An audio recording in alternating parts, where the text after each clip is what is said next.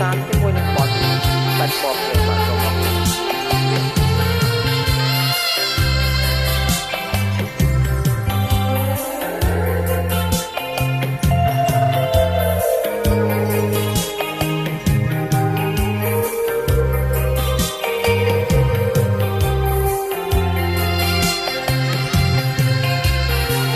រលកបោកសាច់កាត់ផ្ដាច់និស័យ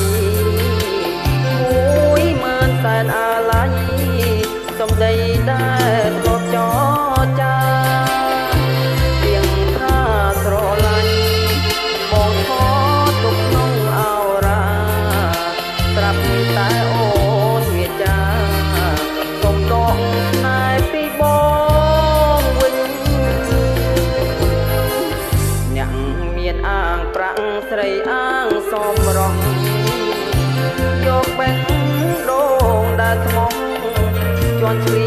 ជាល្បែងស្នេហាប្រងមួយផែនដី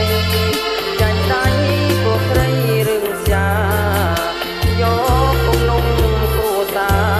រប្រហាដួងចិត្តខាំងក្តីបងពេជ្រមួយគ្រាប់ខ្លាយជាខ្សាច់ពណ៌ភ្លើងទៅតែផុតដងហើមមានសុទ្ធប្រែជាកាល័យដល់តែសំណង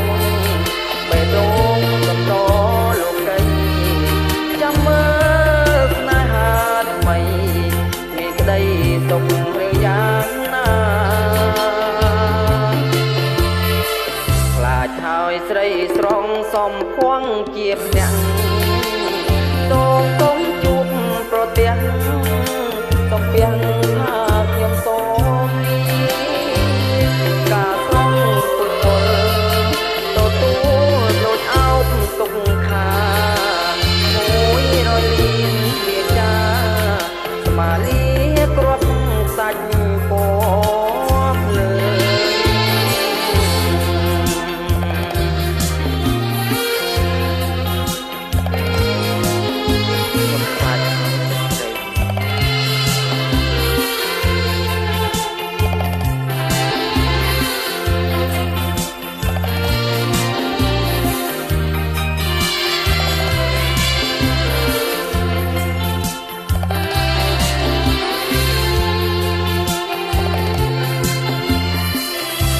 ហើយស្រីស្រងសំភួងជាភ្នាក់